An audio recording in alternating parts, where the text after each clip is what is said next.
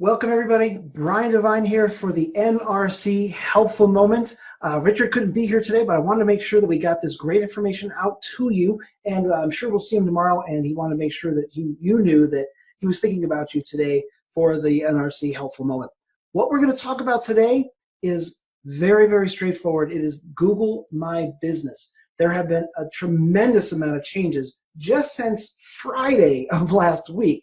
So please take notes on this. This is a big one. There are three things that I'm going to talk about how the Google My Business listings have changed that you really do want to take advantage of and pay attention to. There's actually a much bigger list, but I don't think they're all important. The most important ones are right here. Number one, you can now select temporarily closed. So if for whatever reason you have had to close temporarily, make sure you select that in Google My Business, because it's just a really good way to make sure that you're letting people know the situation and that it is temporary. And they're going to put a little red bar that just says temporarily closed under there. Now, when you go to your Google My Business listing, if you don't see that option, get in touch with Google and they will add it for you.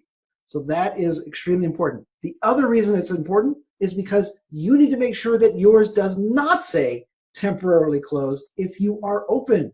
And that is extremely important. So just go look at your listing. If it says that, if it has that red bar that says temporarily closed, then you just log in and then you unselect it so that it won't say that anymore. Okay, that is really, really important. So hopefully that all makes sense. If you need our help, please let us know.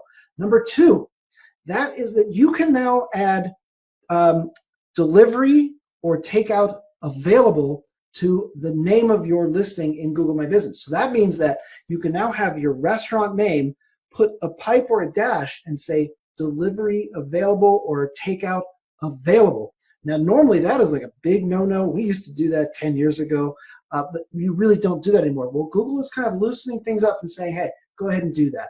And the reason being is they want people to be able to find the places that have takeout, that have delivery quickly and stay obviously inside of Google. So take advantage of that if you can.